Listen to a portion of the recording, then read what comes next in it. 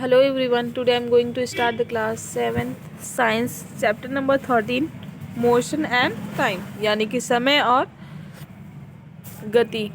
What is motion? मतलब कि गति क्या है। Look around, अपने चारों ओर देखो। What do you see? आप क्या देखेंगे? Many things, बहुत सारी वस्तुएं, जैसे a row of house, एक घरों की एक पंक्ति। Large tree, मतलब कि लंबे पेड़। स्मॉल ट्री यानी कि छोटे पेड़। पीपुल, कई लोग देखेंगे। बर्ड्स, चिड़िया हमें दिखेगी। एनिमल्स दिखेंगे। एंड मेनी अदर्स, और इसके अलावा भी बहुत कुछ। Each house in your locality remain at its allotted place, मतलब कि आपका घर आपके इलाके में एक वांटिक स्थान पे होगा, मतलब जिस स्थान पे होगा वो निश्चित होगा। The tree in a front of your house remain there itself, यानी कि आपके घर के सामने जो पेड़ है वो वही रहता है। बर्ड्स के flying from one place to another place, लेकिन जो बर्ड्स होती हैं वो चिड़िया जो होती हैं एक स्थान से दूसरे स्थान तक उड़ती रहती हैं।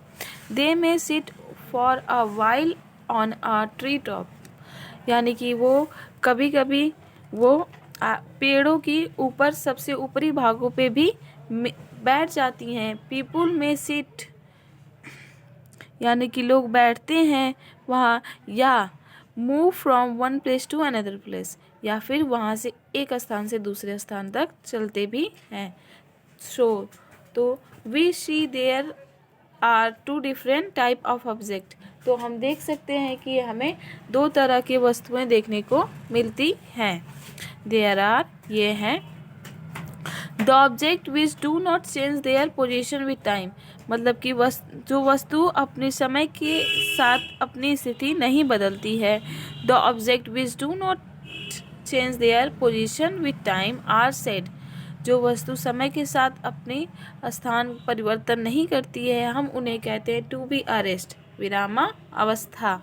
मतलब कि अगर कोई चीज़ टाइम के अनुसार वो अपने पोजीशन को नहीं चेंज करती, जैसे हमारे ये पेन है, ये यहीं का यहीं छोड़ दिया हमने, इसको चेंज ही नहीं कर रहा हमने, तो ये क्या है, अभी रेस्ट है, विरामावस्था में है ना।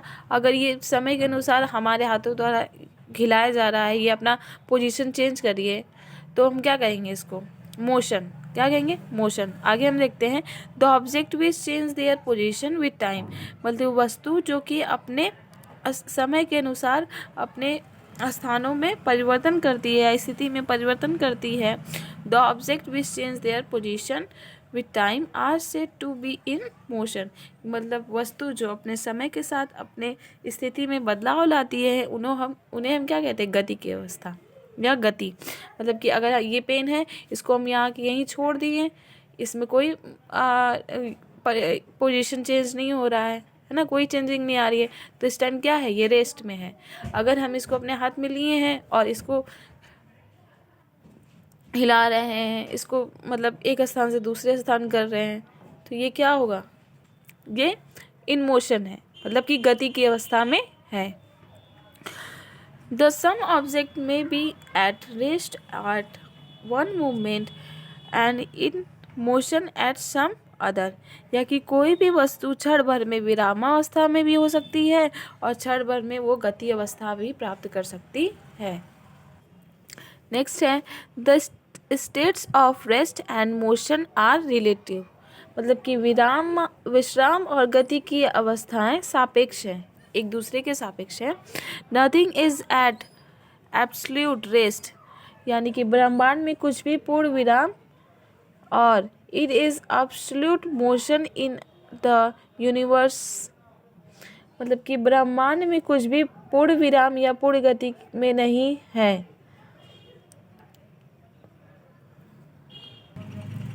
नहीं है। Any object said to be in the state of rest और motion is relative to a fix point, मतलब कि कोई भी वस्तु जिसे विराम या गति की अवस्थाएं में कहा जाता है, यह एक निश्चित बिंदु के सापेक्ष होता है। Such a fixed point and choose arbitrarily, यानी कि इस तरह की एक निश्चित बिंदु को आपके मनमाने ढंग से चुना जाता है।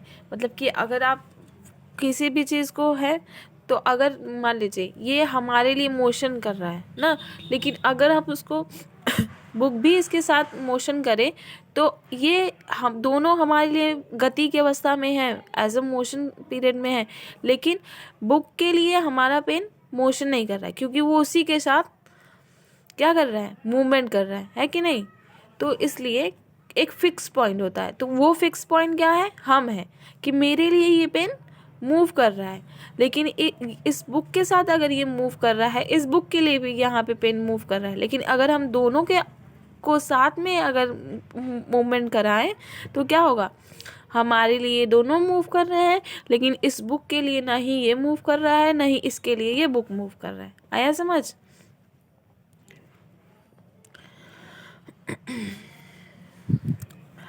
Let us imagine how self to be sitting inside a compartment of the running train.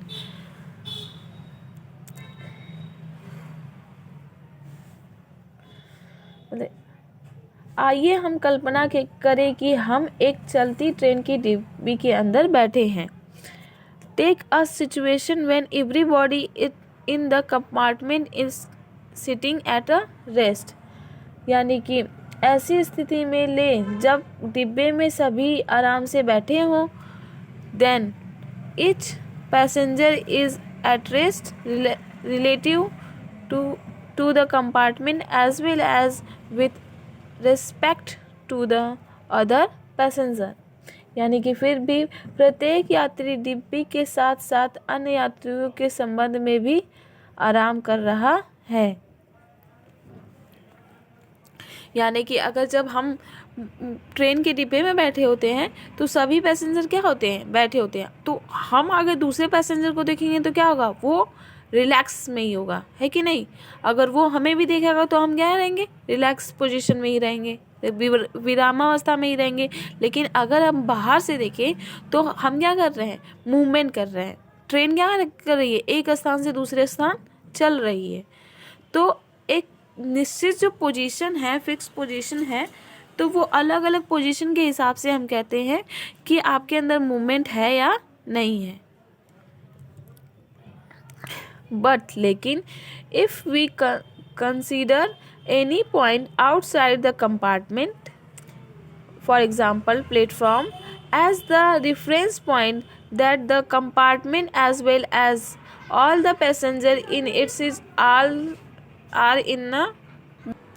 लेकिन अगर हम डिब्बे के बाहर किसी बिंदु जैसे प्लेटफॉर्म के संदर्भ बिंदु के रूप में माना जाए तो डिब्बे साथ ही उसमें सभी यात्री जो बैठे हुए हैं वो गति की अवस्था में होंगे, जैसा कि हमने आपको अभी समझाया।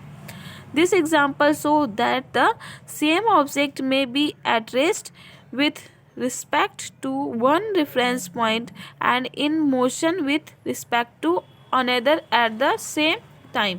मतलब कि अगर इस उदाहरण से पता चलता है कि एक ही वस्तु एक समय या बिंदु में के संबंध में, एक बिंदु के संबंध में वो विरामावस्था में, और वही वस्तु दूसरे बिंदु के संदर्भ में गति की अवस्था में हो सकता है। So we can say that the motion is actually a relative movement and the state of rest and motion are relative. अतः हम कह सकते हैं कि गति वास्तव में एक सापेक्ष गति और विराम अवस्था है, और गति सापेक्ष है। यानी कि हम कह सकते हैं कि जो मोशन होगा और जो रिलैक्स होंगे और जो मोशन होगा एक दूसरे के सापेक्ष हैं। वो कहीं किसी अलग अलग पोजीशन पे हम देख सकते हैं कि वो मूवमेंट कैसा है। In your previous class you have read about the type of motion. आप अपनी पिछली क्लासों में गति की कई सारी अवस्थाओं को पढ़े होंगे। Just to recall the various type of motion we generally observe the insulated below. मतलब कि बस याद करने के लिए हम आमतौर पर विभिन्न प्रकार की गति के अवलोकन करते हैं जिन्हें नीचे दिया गया है। यहाँ हम देखते हैं translatory motion, linear motion, random motion, ऐसे करके कई सारे मोशन दिए गए हैं।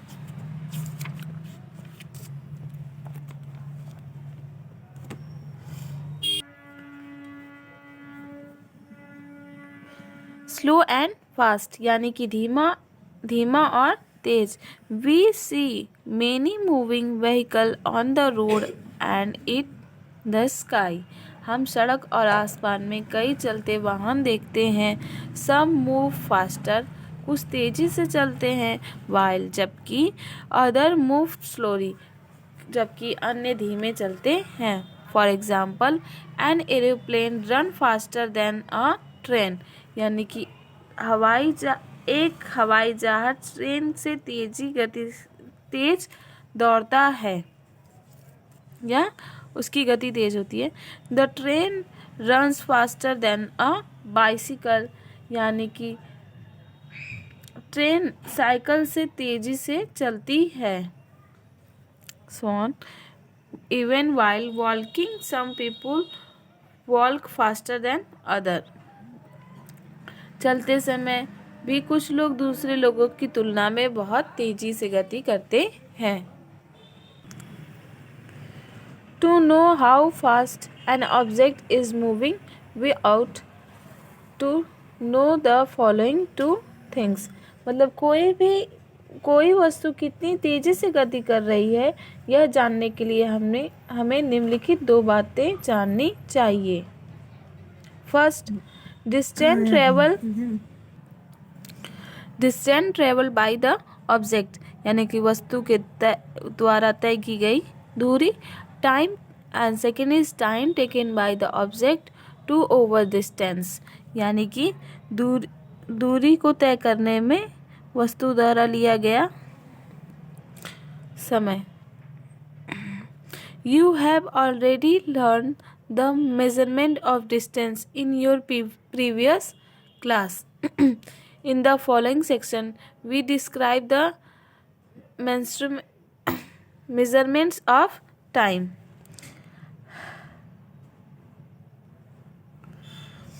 आप अपनी पिछली क्लास में पहले ही दूरी मापना सीख चुके हैं। हम निम्नलिखित खंड में हम समय की माप का वर्णन करते हैं।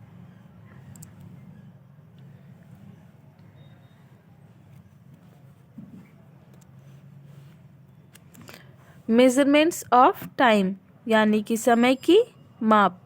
We all realise the importance of time, यानी कि हम सभी समय के महत्व को समझ सकते हैं। You always try to reach your school in time, यानी कि आप हमेशा अपने स्कूल समय पर पहुंचने की कोशिश करते हैं। इफ़ यू आर लेट, यदि आपको देर हो जाएगी। यू मे बी पनिश्ड, तो आपको सजा भी मिल सकती है। If you get late to railway station, यदि आप रेलवे स्टेशन पे लेट हो जाते हैं तो you are miss your train, आप अपने ट्रेन को मिस कर सकते हैं, मतलब कि छूट सकती है। दस इस प्रकार there are many instance which tell us the importance of time. इसी प्रकार ऐसे कई उदाहरण हैं जो हमें समय के महत्व को बता सकते हैं। Now the most important things is to know how time is measurement. हम सभी अब सबसे महत्वपूर्ण बात यह है कि समय को कैसे मापा जाता है। इन अर्लियर टाइम, पहले के समय में, people use the event of और phenomenon which repeated regularly to measure time. For example, the unit of time used bye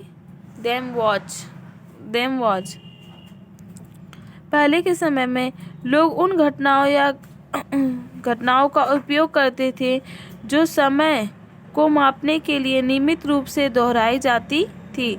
उदाहरण के लिए उनके द्वारा उपयोग की गई समय की इकाई थी।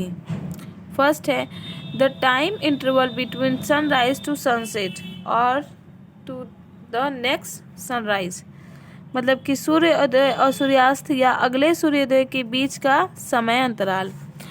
One full moon to another full moon, यानी कि एक पूर्णिमा से दूसरी पूर्णिमा तक।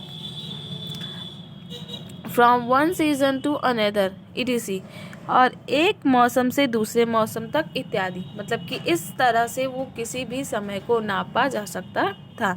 यानी कि अगर वो बोलते थे कि मतलब कि कोई मेहमान कब आए थे, तो वो बोलेंगे कि अगले सीज़न में आए थे। उन्हें ये नहीं मालूम था कि टाइम क्या था, डेट क्या था, ये सब कुछ नहीं मालूम था। या फिर अगर कोई चीज़ दिन में कब कब हमने ली, खाई या पी, या कब कब लेना है, जैसे दवा ही, तो सूर्योदय और सूर्यास्त का समय बताया जाता था। उनको फिक्स टाइम या फिर किसी टाइम का उनके पास मेजरमेंट्स नहीं थे, यंत्र नहीं थे। ठीक है। This time interval however could not be used as the standard unit of time because of the following reason, यानी कि हालांकि इन समय अंतरालों को निश्चित कारणों से समय की मानक इकाई के रूप में इस्तेमाल नहीं किया जा सकता। This time interval are long, मतलब कि ये समय अंतराल लंबे होते हैं। This time interval change from place to place and from time to time. और सेकेंड है कि ये समय अंतराल एक स्थान से दूसरे स्थान पर और समय समय पर बदलते रहते हैं। Based on the periodic nature of this phenomena, ancient people made device such as the sundial, house glass or sand rock, water clock etc for a measurement time। इन घटनाओं को अवधित प्रकृति के आधार पर प्राचीन लोगों ने धूप घड़ी, घंटा कांच या रेत की घड़ी, पानी की घड़ी आदि जैसे उपकरण बनाए समय मापन के लिए। The sundial was the used for long to measure time. Sundial clock were used by the Romans, यानी कि धूप घड़ी का प्रयोग लंबे समय तक समय मापने के लिए किया जाता था। रोमियो द्वारा रेत की घड़ी का प्रयोग किया गया। Sundial is based on the fact the length of the shadow cast by an object changed with the time of the day, यानी कि धूप घड़ी इस तथ्य पर आधारित थी कि किसी वस्तु द्वारा डाली गई छाया की लंबाई दिन के समय के साथ बदलती रहती है। Saint clock were based on the principle that a certain fixed quality of sand passed through a narrow passage in a certain fixed time interval, यानी कि रेत की घड़ी का इस सिद्धांत पर आधारित थी कि एक निश्चित समय अंतराल में रेत की एक निश्चित मात्रा की संकीर्ण मार्ग से गुजरेगी। आप मोस्टली सैंड क्लॉक तो देखे ही होंगे, ये रहा, मतलब आजकल फिल्मों में भी दिखाया जाता है और कई जगह यूज़ भी किया जाता है।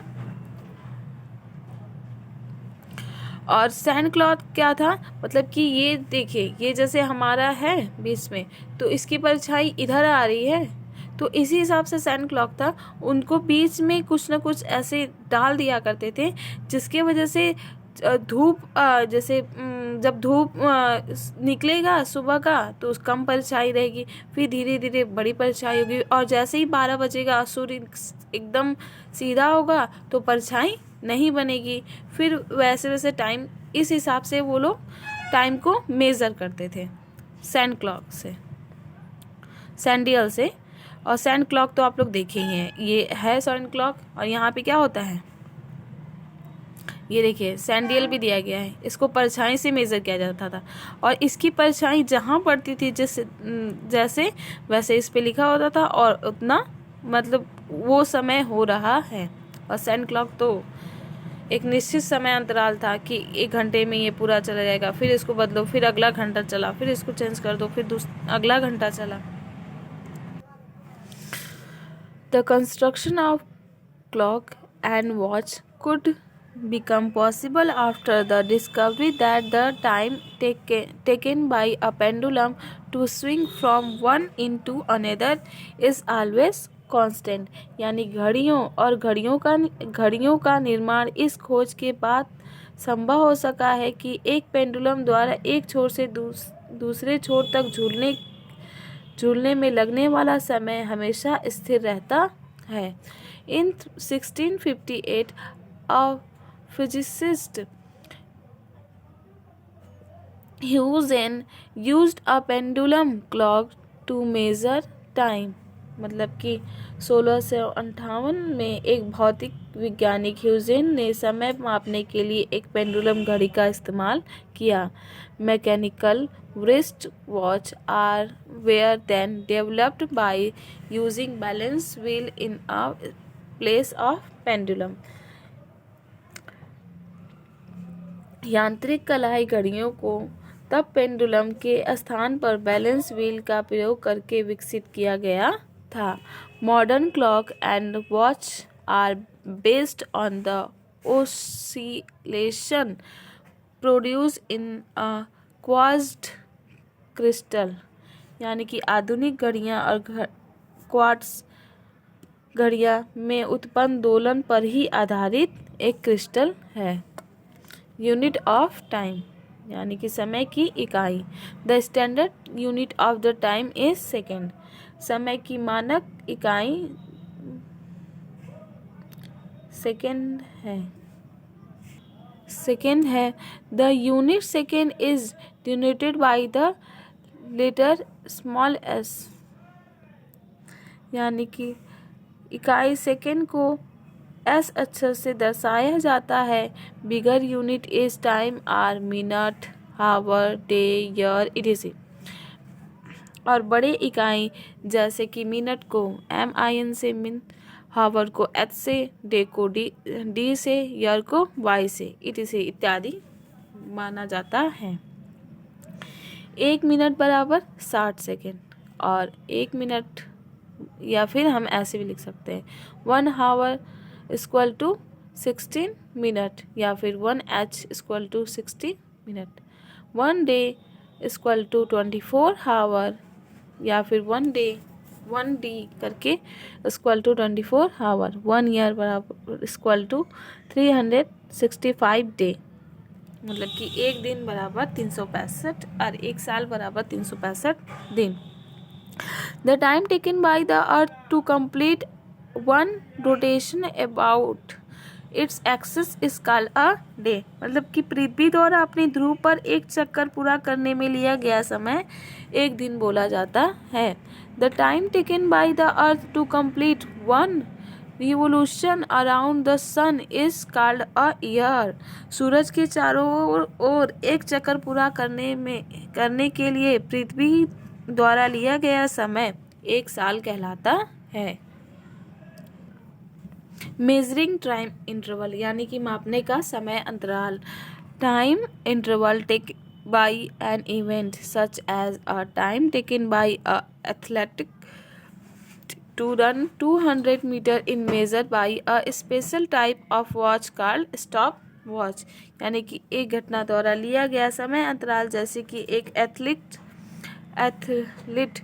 द्वारा 200 मीटर दौड़ने में लिया गया समय एक विशेष प्रकार की घड़ी से मापा जाता है, जिसे हम टाइम वॉच कहते हैं। द स्टॉप वॉच कहते हैं। The stop watch can be started और stopped at any moment by pressing a button और नोब। स्टॉप वॉच को किसी भी समय एक बटन दबाकर चालू या बंद किया जा सकता है। स्टार्ट एंड स्टॉप, यानी कि चालू और बंद। The stop watch can measure time up to 1/10 of a second, यानी कि स्टॉप वॉच माप सकती है 1 सेकेंड के 10वें हिस्से तक का समय। Stop watch can and stop clock are used in the laboratories for a measuring time interval, यानी कि स्टॉप वॉच और स्टॉप क्लॉक का प्रयोग प्रयोगशालाओं में एक समय अंतराल को मापने के लिए किया जाता है। नेक्स्ट टॉपिक है हमारा सिंपल पेंडुलम, जिसको कि हम नेक्स्ट डे पढ़ेंगे। Thank you, have a nice day.